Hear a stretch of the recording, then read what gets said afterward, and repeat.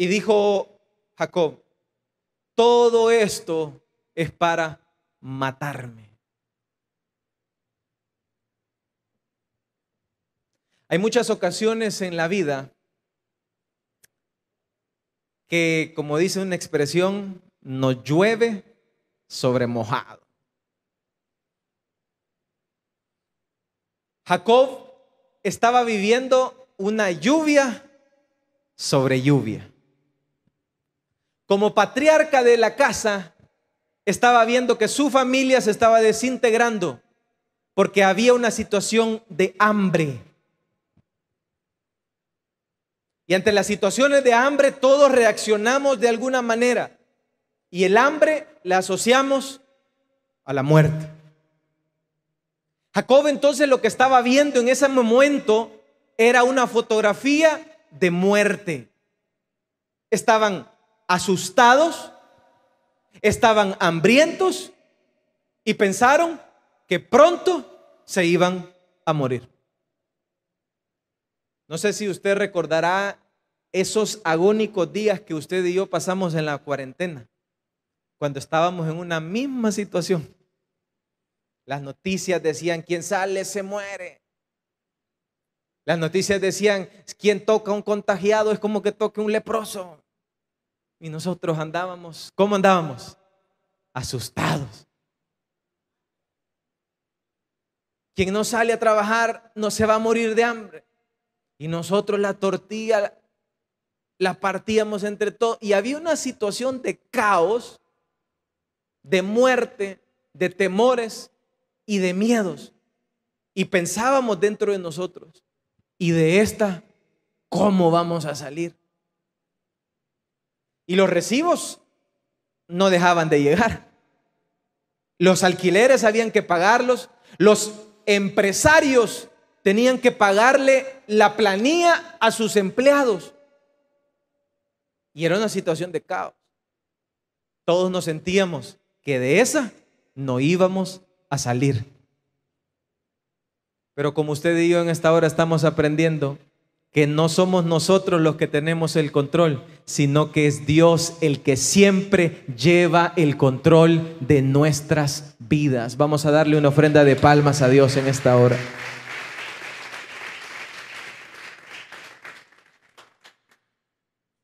Viene Jacob y está situación de hambre, situación de muerte, situación de temor y de miedo.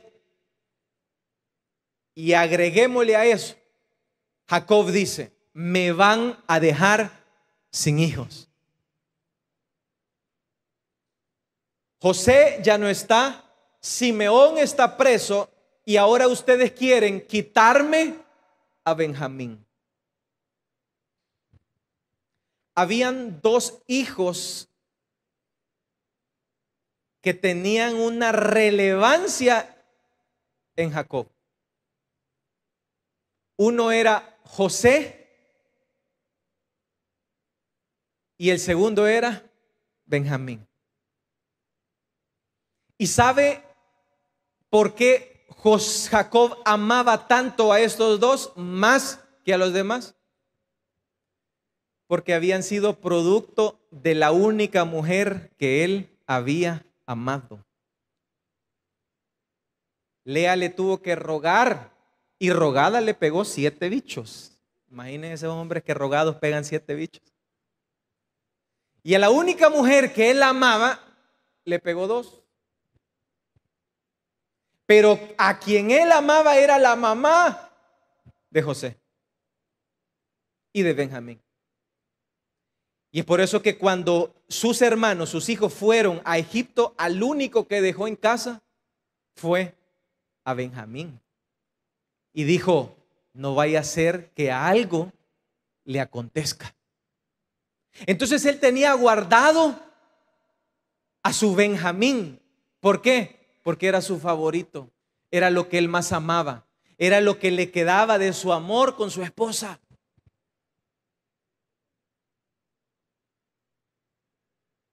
Y entonces él dice: se llevaron a esto, se llevaron a lo otro y ahora me quieren quitar lo que yo más amo. ¿Sabías que si un hijo pierde a un padre, se le dice a esa persona huérfano? Si usted queda sin padres, usted queda huérfano. Si una esposa o esposo pierde a su esposa, a esa persona se le llama viuda. Pero si un padre pierde a su hijo, para esa situación no hay nombre que describa ese dolor.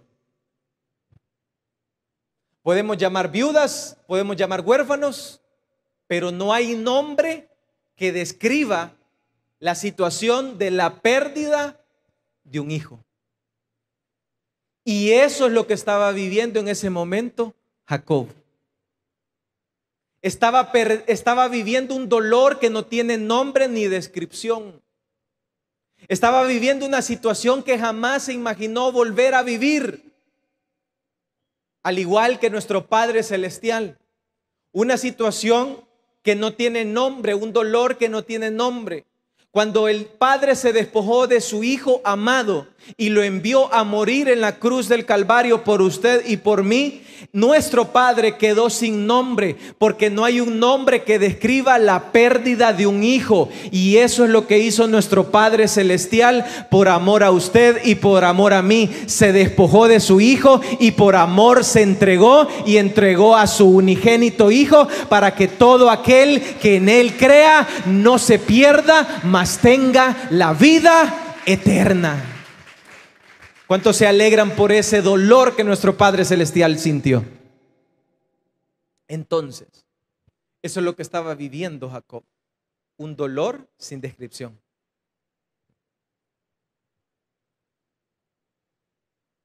José muerto, Simeón preso, y ahora lo que más amaba se tenía que ir. Muchos dentro de nuestras vidas hemos pasado situaciones como las de Jacob. Situaciones en donde nosotros a nuestro alrededor vemos hambre, muerte, desesperanza y miedo. Atemorizados. Muchas parejas que inician sus matrimonios, lo primero que ven son situaciones de temor, de miedo y situaciones que no van a poder salir. Muchos padres han lidiado con hijos alcohólicos o hijos drogadictos.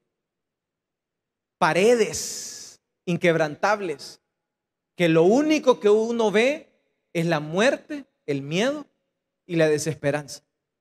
Muchas relaciones matrimoniales han estado en la misma situación de Jacob, en donde todo se ve oscuro y todo se ve negro y no se ve una salida y no se ve una esperanza. Así como estuvo Jacob. Muchos en su relación con Dios hemos estado en una situación donde el pecado nos alejó, nos separó de Cristo y lo único que mirábamos era muerte, desesperanza, tribulación. Y bajo esa situación sale el quejar del ser humano.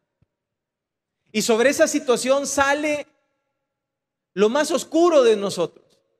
Y sobre esa situación salen los reclamos, salen las victimizaciones y sale todo lo que puede haber dentro de nosotros. Sobre esa infidelidad aparecen mujeres reclamando a sus maridos. Sobre esos pleitos de padres con hijos salen esos hijos reclamando derechos sobre sus padres. Sobre esas herencias que no son bien recibidas o no son bien distribuidas, salen las situaciones. Y salió en la vida de Jacob. Y Jacob dijo entonces: ustedes me quieren matar. Y bajo estas situaciones de desesperanza, de dificultades, siempre lo más fácil es ver hacia afuera, pero nunca ver hacia adentro. Bajo estas situaciones de crisis, de hambruna, de situaciones, el mundo en la cuarentena siempre vio hacia afuera. Le echábamos la culpa a un moco allá en China y decíamos, estos chinos babosos nos metieron el COVID. Y decíamos, ¿y por qué estos chinos? Yo en mi mente decía, ¿y por qué no cerraron los aeropuertos antes que un chino se moviera? Para que no viniera esta pandemia aquí al país. Allá se hubiera quedado. Aquí hubiéramos estado nosotros tranquilitos y nunca hubiéramos tenido crisis. Pero era necesario que ese moco chino vendría a Latinoamérica para que usted y yo entráramos en reflexión y pudiéramos ver todo lo que tenemos que aprender. Entonces, para entender esto tenemos que entender primero quién era Jacob. Para entender las situaciones que usted y yo estamos viviendo, vamos a vivir o viviremos, las crisis, dificultades en los matrimonios, dificultades con los padres, con los hijos, primero usted y yo tenemos que entender quiénes somos nosotros. ¿Quién soy yo? ¿Y quién era Jacob? En primer lugar, Jacob en su significado era estafador y bribón. Jacob era un hombre con su nombre estafador. En segundo lugar, Jacob era un hombre que desde muy pequeño se había acostumbrado a andar mintiendo. Era un mentiroso profesional. ¿Cuántos mentirosos profesionales habemos en esta tarde? Era esos que mienten por mentir. Adicional a esto, Jacob era un hombre que le encantaba estafarse a la mara. Era un Timothy, timador. Si hablábamos de mujeres, era el Don Juan de toda la cuadra. Veamos a alguien, algún Don Juan aquí, para alguien. Si era la señorita de la tienda, cuando le pedían una libra de frijol, le daba .80 de la libra y se reía. No daba cabal. Si lo contrataban para un trabajo, llegaba, hacía el mate y cobraba el día completo. Así era. ¿Quién era así? ¿Cómo se llamaba nuestro personaje? Jacob. Era tramposo y medio.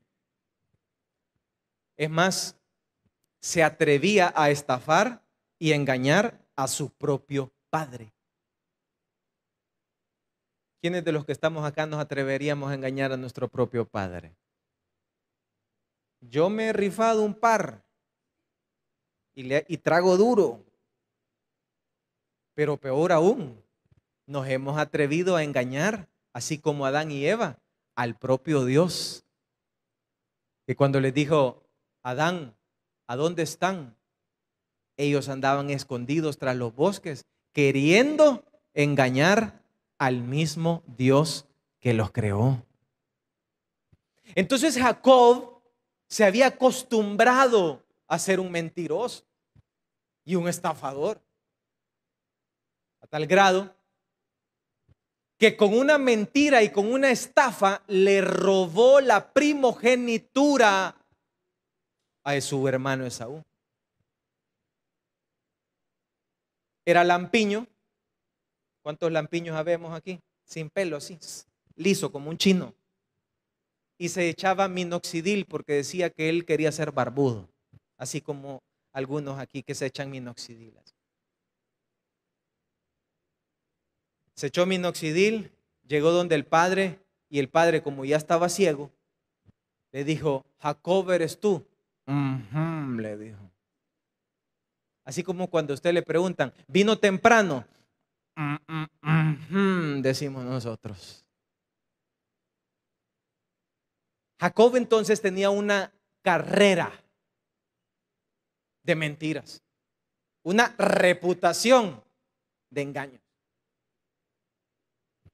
En una ocasión llegó a un lugar donde no lo conocían y dijo: esta mujer bella y preciosa que ando no es mi mujer. ¿Cuántas hermanas se sentirían orgullosas de un hombre así que las ande tapando? Esta no es mía, esta es mi hermana. Imagínense eso, cómo se sentirán esas mujeres si las mujeres andan viendo cómo el marido las enseña. Imagínese un marido que le diga: hija, usted quédese en la casa, que nadie la vea. Jacob entonces se había acostumbrado, salía, mentía, adentro de su familia, mentía. Era un profesional del engaño. Ahora, dice la palabra, lo que se siembra, ¿cuál es la ley? Eso se cosecha. Ahora te venís a picar de santo. Vienen los padres a los 60 años llorando: ay, es que nadie me visita. Ahora vienen las abuelas diciendo: ay, es que yo sola voy a morir. Lo que se siembra es lo que se cosecha. Ahora vienen los padres golpeándose y dicen: ay, mi hijo, ¿por qué es tan mentiroso y por qué no es responsable? Lo que se siembra es. Y ahora Jacob dice: ay, contra mí es. No es contra usted. Es lo que usted sembró durante 20 años. Es lo que usted fue durante todo el tiempo. Jacob había sido engañado durante 20 años por sus propios hijos, porque él había engañado a su hermano y él también había engañado a su padre. Y cuando estamos en la crisis, nosotros venimos y buscamos culpables. Pero en esas situaciones, nunca una situación externa es la culpable. Siempre en nuestras crisis, siempre en nuestros problemas, siempre en nuestras situaciones, nosotros siempre somos los responsables y somos nosotros los que tenemos que escarbar dentro de nuestro interior y darnos cuenta quiénes somos, quiénes fuimos y qué queremos llegar a ser. Vamos a darle una ofrenda de palmas a Dios en esta hora.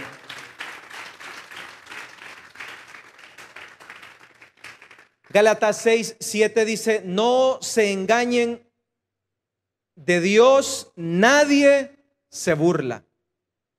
Cada uno cosecha lo que se siembra. Gálatas 6:7. Jacob entonces dijo, argumentando con sus hermanos, y les dijo: ¿por qué le dijeron que ustedes tenían otro hijo, otro hermano? Como queriendo entender por qué era la petición de Benjamín. Hay muchas veces que nosotros queremos entender por qué nos está pasando lo que nos está pasando. Queremos decir, queremos obviar, queremos culpar a nuestros hijos, queremos culpar a los demás. Los padres culpan a los hijos culpan a los padres, la esposa culpa al marido, el marido culpa a la esposa culpa al gobierno. La colonia culpa a la alcaldía se lava las manos, le tira la pelota al disque el gobernador y el gobernador se la tira al presidente. Y así vivimos como Adán y como Eva, tirándonos la pelota el uno al otro, sin tomar la responsabilidad de nuestras propias vidas, queriendo entender el porqué de nuestra situación. Y entonces, en medio de estas situaciones, en medio de estos problemas, siempre hay esperanza. ¿Cuántos saben que siempre hay esperanza en medio de lo más difícil?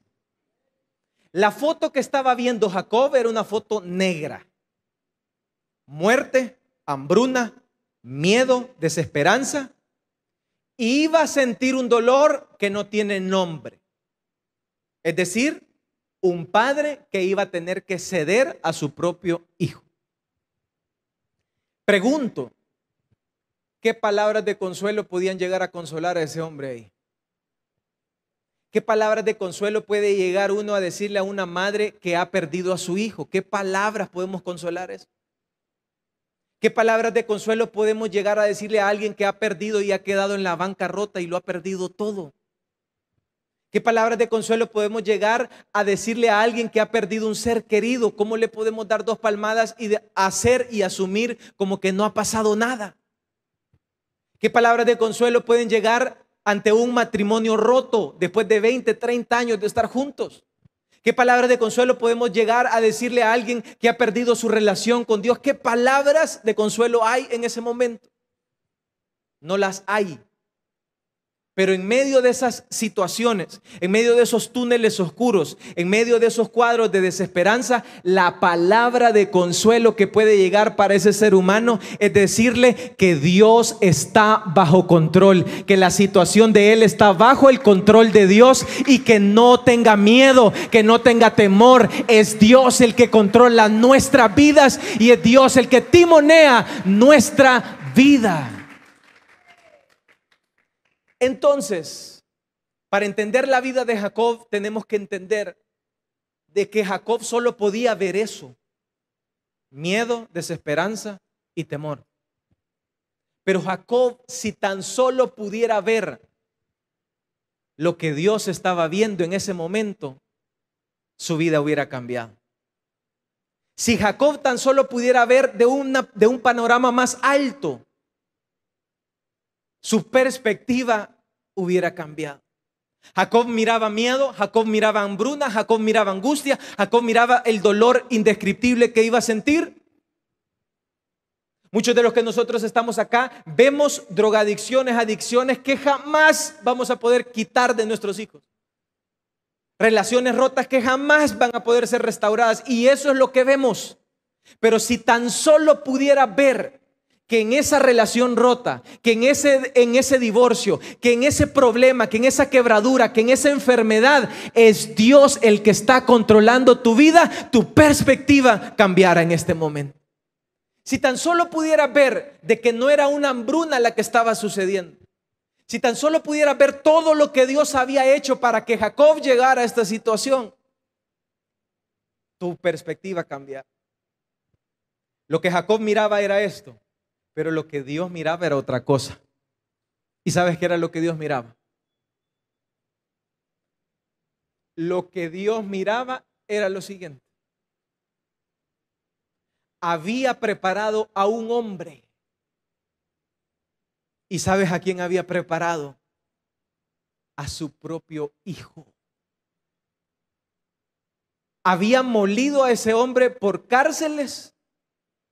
Había molido a ese hombre por situaciones difíciles, para que justo en el momento de su pandemia, justo en el momento de su crisis, justo en el momento de su echada del trabajo, justo en el momento donde todo se quebraba, las cuentas quedaban a cero, justo en el momento donde no había comida, no había pan, no había alimento, justo en ese momento Dios venía trabajando paralelamente con un José, para que José ya fuera el rey de Egipto, y para que José fuera la mano provisora de Jacob, para que José fuera el que le alimentara a su propio padre. Pero ¿sabes qué? Jacob no había visto eso. En ningún momento Jacob había visto todo este acontecer. Muchos de los que estamos acá estamos ahogados en un túnel. Es un patinar de lo mismo, el mismo pleito.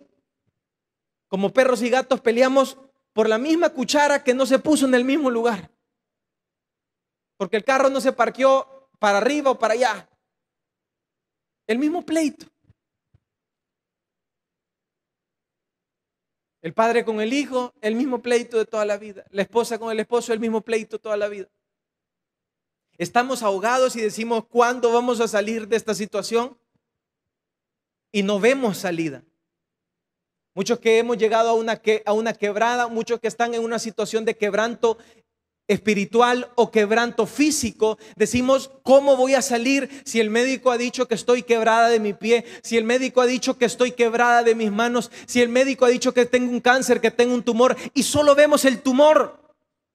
Pero no vemos de que Dios ha trabajado a un José, que Dios ha mandado a estudiar a alguien, que Dios ha mandado a un doctor para que ese doctor sea el medio para que tú puedas ser sanado. No vemos de que Dios ha mandado a un hijo tuyo, que tu mismo hijo es el que te va a alimentar en tus momentos difíciles, en tu momento que tú no tengas recursos. No lo vemos. ¿Por qué? Porque estamos como Jacob, viendo nada más el túnel oscuro. No vemos que ese mismo hijo que criamos va a ser nuestra esperanza del mañana. Pero si tan solo Jacob pudiera ver lo que Dios estaba viendo, si tan solo tú y yo pudiéramos ver lo que Dios está viendo en tu proceso, si tan solo tú pudieras ver lo que Dios está haciendo. Muchos de nosotros estamos acá y decimos, todavía sigo en el mismo bus. Todavía sigo en el mismo carro, todavía sigo en la misma casa, todavía sigo en el mismo trabajo, todavía sigo con el mismo problema, todavía sigo en la misma situación. Esta tarde Dios te dice, si tan solo tú pudieras ver de que yo he trabajado días y años para que hayan graneros llenos y en tus crisis y en tus situaciones tú tengas alimento y José te alimente y tú puedas ser alimentado por tu propio hijo. Vamos a darle una ofrenda de palmas a Dios en esta hora. Confía en el Señor de todo corazón y no en tu propia inteligencia. Reconócelo en todos tus caminos y Él allanará tus sendas, dice Proverbios 3:5. En medio de nuestras situaciones, muchos de los que estamos acá, hay madres que llevan años y dicen, ¿cuándo voy a ver a mi hijo sirviendo? Mi padre pasó años para verme aquí a mí con esta corbata. Años, y probablemente él se preguntaba hasta cuándo llegará el momento.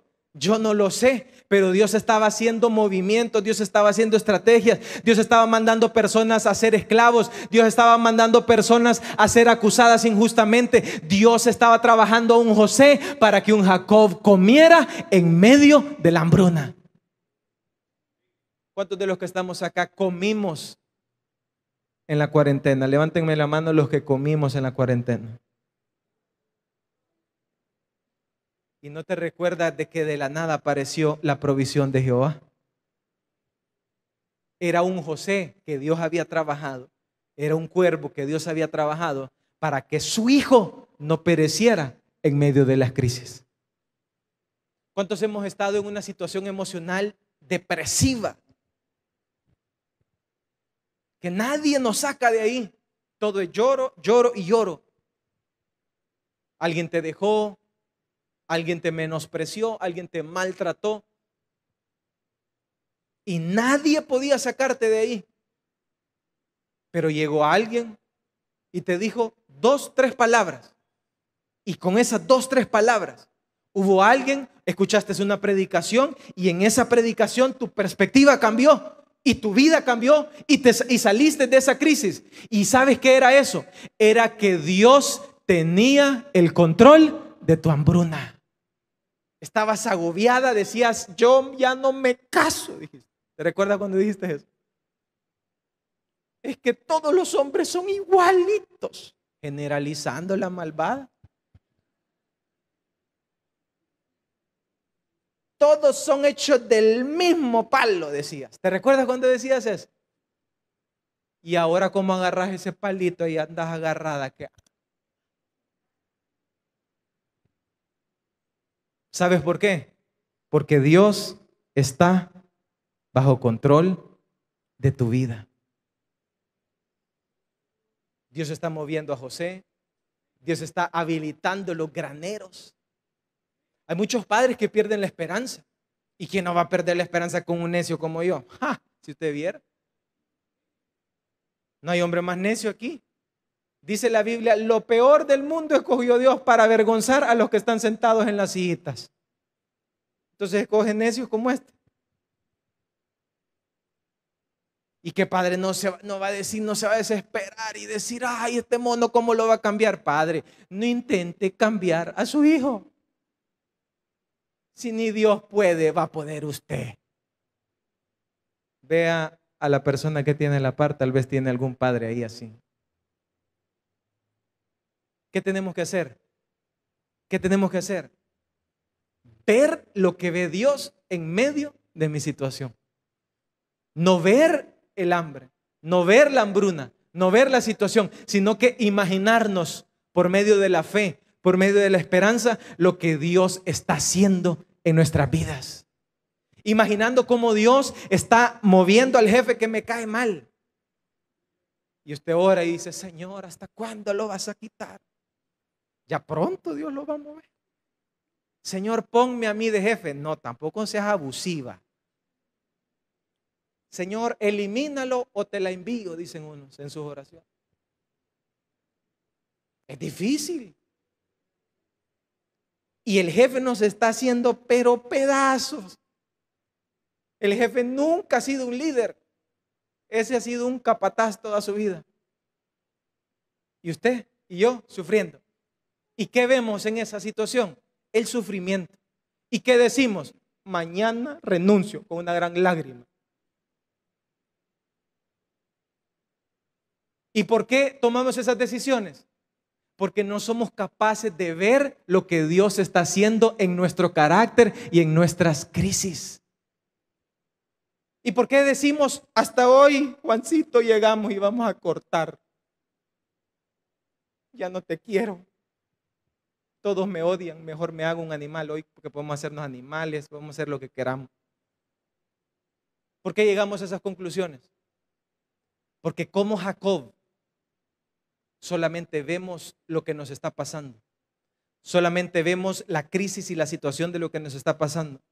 Pero esta tarde lo que Dios está queriéndote decir es lo siguiente. Jacob estaba viendo solo eso. Y cuando usted y yo solo vemos lo que nos pasa, ¿sabe qué pasa en nosotros? ¿En quién nos convertimos? ¿Cuántos me están poniendo atención?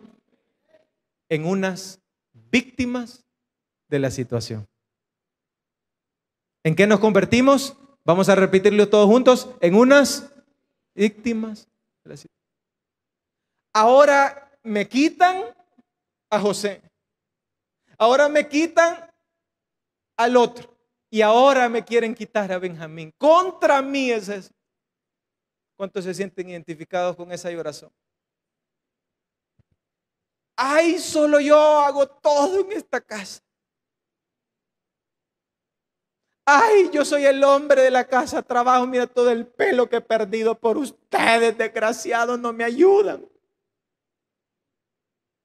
¿En qué nos convertimos? En víctimas de la situación. En el trabajo, ¿en qué nos convertimos? Es que nadie me ayuda. Contra mí esto, me quieren matar, dijo Jacob. ¿Y qué es lo que sucede? Cuando nosotros perdemos la perspectiva real, creemos que todo lo que sucede a nuestro alrededor es para causarnos daño. Nos ponemos en el centro de la situación y creemos de que lo que está pasando en nuestro exterior es para nuestro daño. ¿Pero por qué sucede eso? Porque no somos capaces de ver un poquito más allá, más afuera. Y si tan solo pudiéramos ver de que ese problema económico Dios lo está usando para darte un mejor prosperidad. Si tan solo pudiéramos ver de que ese problema con tus hijos Dios lo está usando para que tu relación con tus hijos mejore. Si tan solo pudiéramos ver de que Dios está moviendo teclas, está moviendo cosas para que tu situación mejore. ¿Y cómo así, hermano? Lo que Jacob no estaba entendiendo era lo siguiente, que para que él comiera con H en medio de la hambruna, él tenía que ceder a Benjamín. Es que lo que no estás entendiendo, que para que tu situación mejore te tienes que despojar de lo que más amas. Es que lo que no estás entendiendo, que para que tu situación pase a una mejor vida, es que te tienes que despojar de Benjamín, a quien tú más amas. Lo que tú más amas y lo que tú más adoras. Y entonces cuando vino Jacob en ese momento, él no podía ver un mejor panorama y un mejor futuro. Muchos de los que estamos acá no podemos ver un mejor futuro porque solo vemos la situación del momento. En el momento de la crisis, en el momento de la pandemia, usted y yo jamás podíamos llegarnos a imaginar lo que está pasando ahora. El boom económico que está sucediendo ahora, todo está por las nubes. Y usted en ningún momento puede llegar a pensar de que lo que antes no valía, hoy vale un montón. ¿Pero por qué? Porque solo estábamos viendo la situación del momento. Pero cuando uno cambia su perspectiva y uno ora y le dice a Dios, revélame tu palabra. Señor, quiero entender lo que está pasando en mi vida. Señor, no entiendo este problema. Señor, no entiendo esta enfermedad. Muéstrame tu gloria, muéstrame tu visión. Entonces viene Dios y empieza a explicarte y te dice, mira, cuando vos estabas en esta situación, yo hice esto otro, y es por eso que pudiste pagar estos recibos. Cuando vos estabas en tu matrimonio desquebrajado, yo moví a esta persona, moví a esta otra persona, y es por eso que tú sigues aún casada. Cuando tú estabas en este problema, yo hice esto para que tú ahora estés vivo. Cuando tú estabas en este problema, yo hice esto. Entonces uno dice, gracias Dios, porque tú tienes el control de mi vida, porque a pesar de mis circunstancias, tú siempre estás bajo el control de mis circunstancias. Vamos a darle una ofrenda de palmas a Dios en esta hora. Entonces cuando usted y yo le pedimos a Dios que nos explique, que nos dé una mejor visión, entonces ahí logramos entender ¿por qué estamos enfermos? Ahí logramos entender por qué tenemos el hermano que me hace la vida imposible. Y uno dice, Señor, ¿por qué no lo matas? Ahí uno entiende por qué uno está pasando las crisis o los momentos que uno está pasando. Y es porque Dios dice, estoy trabajando en ti, pero estoy trabajando un carácter. ¿Para qué, Jacob? Para que cuando tú cedas lo que más amas, viene una provisión que jamás te imaginaste. Hay graneros llenos, abundantes de mucha comida para ti y para tu familia. ¿Cuántos reciben esa palabra en esta hora? Tengo un Gosén preparado para que tú te muevas de Canaán, y tengo una tierra privilegiada solo para ti y para tu familia. ¿Cuántos se alegran por eso? Tengo una tierra privilegiada y abundante en donde no habrán pleitos, en donde no habrá más llanto, en donde tú vas a comerte una tortilla con un aguacate, una tortilla con un queso, pero tú vas a poder disfrutarlo en la mesa con tus hijos. Tengo una tierra tan abundante que lo poco que ganes lo vas a poner en mis manos y yo lo voy a bendecir y vas a ser próspero en medio de tierra egipcia. Tengo un Gosén preparado. Es más, tengo a tu propio hijo como el administrador de todas las riquezas del mundo civilizado. ¿Qué futuro el que le esperaba a Jacob? ¿Qué provisión la que le esperaba a Jacob? ¿Cuántos se alegran por esa bendición que le esperaba a Jacob? Pero yo lo que veo es qué bendiciones son las que Dios tiene preparadas para tu vida. Qué Gosénes tan bendecidos los que Dios tiene preparados para tu vida. Qué matrimonios más estables los que Dios tiene preparados para tu vida, en donde las personas van a decir, yo quiero ser como esos matrimonios. Qué familias más estables las que Dios tiene preparadas para tu vida. Pero ¿sabes qué? ¿Qué es lo que necesitamos hacer? Confiar en medio de estas circunstancias, en medio de estas tribulaciones, que es Dios el que controla nuestras vidas. Es Dios el que lleva adelante nuestras vidas. Isaías dijo lo siguiente: cuando siento miedo, pongo en ti mi confianza, dijo el salmista en el Salmos 56:3.